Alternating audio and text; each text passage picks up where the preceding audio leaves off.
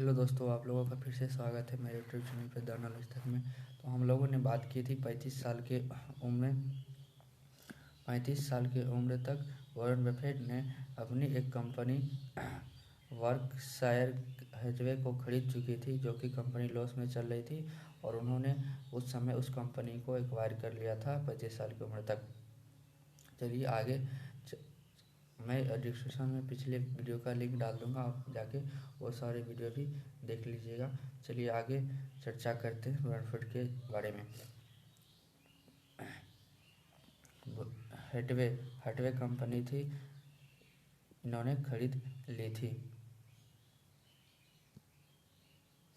Hathaway company Hathaway company है, इनके बारे में हम लोग जानने की चर्चा करते हैं। यह एक होल्डिंग कंपनी है। इसकी कई सब्सिडरी कंपनियां जो विभिन्न तरह के कारोबार में लगी हुई है। इसकी सब्सिडरी कंपनियां इंश्योरेंस, री insurance, utility, energy, freight, rail, transportation, manufacture और रिटेलिंग जैसे सेक्टर में सक्रिय हैं। इनकी हैथवे कंपनी की शेयर अभी वर्तमान में दुनिया के सबसे महंगे शेयर में से इनका है। इकाई दाएं सैकड़ा हजार 10,000 लाख 4,57,000 US$ का एक शेयर आता है इनके। वर्कशायर ने सफलता की सीढ़ी चढ़ना शुरू कर दी। इस जो कंपनी करती थी उसकी सफलता की सीढ़ी कर दी। इसी कंपनी के साथ काम करते उन्होंने सभापति के तौर पर चिट्ठियां लिखी, जो पूरी दुनिया में मशहूर हुई। 1987 में पहला साल था जब वॉरेन बफेट का नाम पहली बार फोर्ब्स के अमीरों की सूची में आया। यह 1987 में पहला बार फोर्ब्स के न्यूज चैनल में आया और अमीरों के लिस्ट में आ गया। जांच का भी सामना करना पड़ा, लेकिन वॉरेन बफेट इसमें बेदाग बाहर निकले। इसके बाद तो वॉरेन ने सफलता शब्द को भी छोटा बना दिया। उन्होंने सर्वकालिक महान पूंजी प्रबंधक स्वीकार कर लिया गया।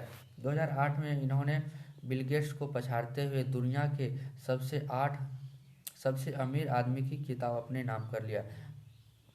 2008 में दुनिया के रिचेस्ट पर्सन थे वॉरेन बफेट। इसके बीच 75 साल की उम्र में उन्होंने अपने रिटायरमेंट की घोषणा करते हुए अपनी संपत्ति का बड़ा हिस्सा मेलिंडा गेट्स फाउंडेशन के नाम कर दिया।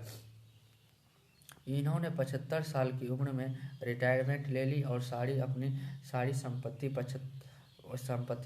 वो है एक चैरिटी में डोनेट कर दिया, नाम कर दिया। इनकी निजी जिंदगी के बारे में हम लोग चर्चा करते हैं। वॉरेन बफेट का निजी जीवन उतना ही रोमांचक है जितना पत्नी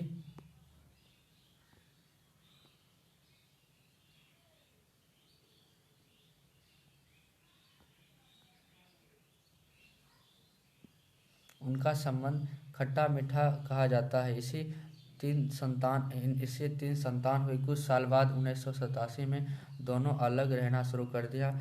उसके बाद फिर 2006 में वॉरेन सुसान की मृत्यु 2 साल बाद अपनी मित्र एस्टेना मैक्स के साथ फिर दूसरी शादी कर ली। इन दोनों की दोस्ती वॉरेन की पत्नी सुसान ने ही करवाई थी। इसके अलावा वॉरेन बफेट को ब्रिज खेलने का बहुत शौक है, लेकिन वे बिल गेट्स और पॉल एलेन को अपनी साथी बनाते थे। उन्होंने गोल्फ के लिए होने वाले राइडर कप की तर्ज पर ब्रिज के लिए एक प्रतियोगिता का आयोजन किया था। पूरा जीवन उन्होंने इतनी सादगी से बिताया, कभी भी मिथ्यावादी की उनका मजाक नहीं उड़ाया गया। लेकिन उन्होंने बताया कि उनका दिल कितना बड़ा है। अपनी सारी संपत्ति दान कर दी, तब लोगों का मन उनके प्रति आदर भाव से झुक गया। दुनिया का यह सबसे अमीर आदमी आज भी अपनी कार खुद चलाता है। उनके पास सेलफोन नहीं है, उनके मेज पर कोई कंप्यूटर भी नहीं। वॉरेन बफेट आज भी अपनी गाड़ी दुनिया के अमीरों में से शुमार व्यक्ति आज भी अपनी गाड़ी खुद चलाता है। कोई सेलफोन नहीं लेता, किसी प्रकार का कंप्यूटर यूज नहीं करता ये आदमी।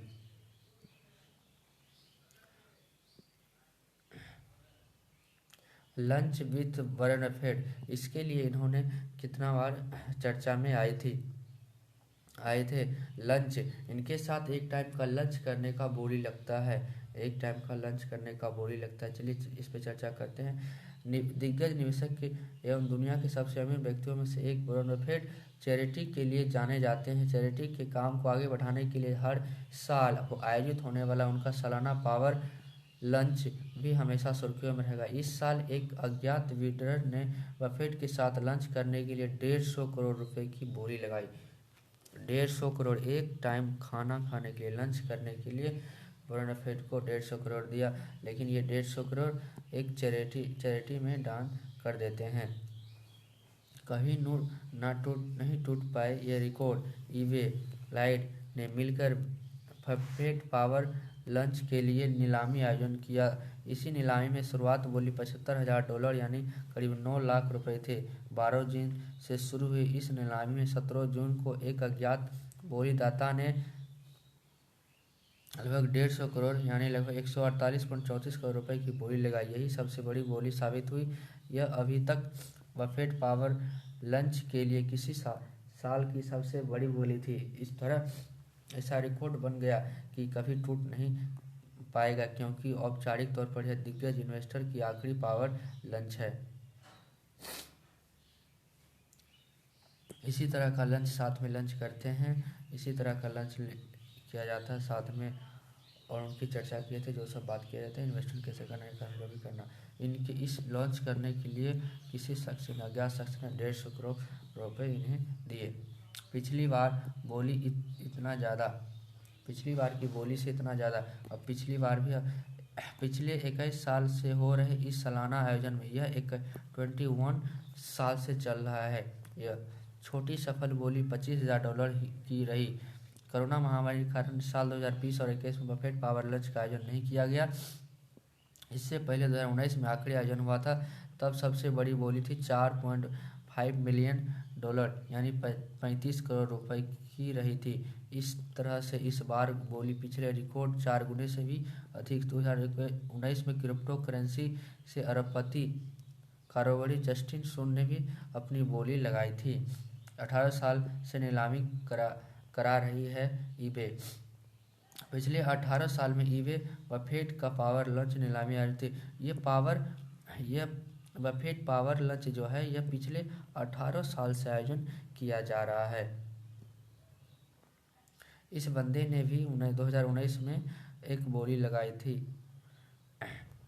लगाई थी 4 लाख इतना $, में बीट लगाया था, पर इसे मिल नहीं पाया। ये क्रिप्टो करेंसी है। वॉरेन बफेट को पढ़ने का बहुत ही शौक है। वॉरेन बफेट को पढ़ने का काफ़ी शौक है, क्योंकि यह भी अभी भी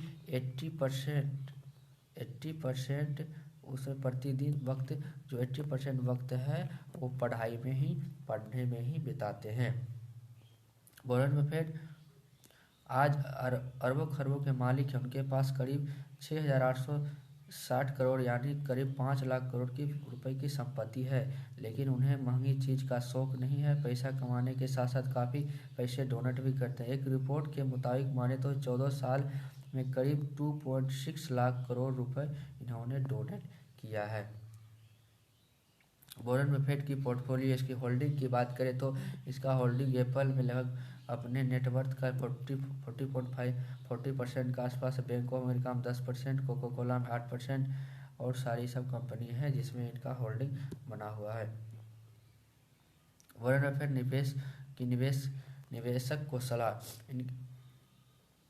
निवेशक को क्या क्या सलाह देते हैं उन पे भी हम लोग चर्चा करते हैं। पोर्टफोलियो में विविधता रखें। इनका मानना है कि पोर्टफोलियो में जो आप इन्वेस्ट करते हैं वो एक बास्केट में ना रखें, बहुत सारे बास्केट रखें। अलग अलग सेक्टर में, अलग अलग सेक्टर की कंपनियों में आप इन्वेस्टमेंट करें। सारे पैसा एक ही शेयर में ना रखें। आमदनी का 22% बचत करें। जो आप कमाते हैं उसका 20% आप अपने सेविंग में डालें, सेविंग रखें।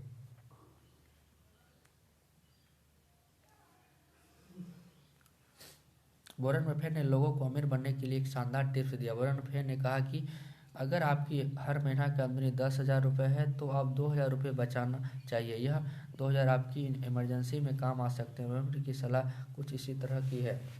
आप अगर मान लीजिए 10,000 रुपये कमाते हैं तो उसमें से 2,000 रुपये बचा कर आप सेविंग रखें और इमरजेंसी के लिए आप रखें। सोच समझकर जोखिम ले। अब जोखिम लेने से पहले आपको कैलकुलेटेड लेना है, कैलकुलेट कितना जोखिम लेना है, कितना दिन के लिए लेना है, ये सारे चीज़ आपको कैलकुलेट होना चाहिए। अगर पैसा डूब जाए तो क्या करना है, वो सारा कैलकुलेशन आपको पहले से कर लेना चाहिए। और अगला अगला है जल्दी अमीर ना बने। इनका इनका मानना है कि आप जल्दी अमीर बनने का कोशिश ना करें, धीरे धीरे बनने का कोशिश करें। Excellent tips by Warren Buffett. इनकी कुछ टिप्स की बात करें। कमाई कभी भी अकेली आय पर निर्भर ना रहे, आय दूसरा साधन बनाने के लिए निवेश करें। इनका मानना है कि एक ही आय पर कभी भी निर्भर नहीं रहना चाहिए। सफलता जब मौके आते हैं तभी आपको कोई काम करते हो। मेरे जीवन में ऐसा पल भी आया था जब मेरे पास उपायों का ठहरा पड़ा था, लेकिन यह यदि मुझे अगले हफ्ते कोई उपाय आ जाता तो मैं कुछ कर पाऊंगा, अन्यथा मैं कुछ नहीं कर पाऊंगा। खर्च यदि आपकी जिसकी ज़रूरत नहीं वह चीज़ खरीद रहे हैं तो आपका जिन चीज़ों की ज़रूरत है उसे चीज़ को बेचना पड़ेगा।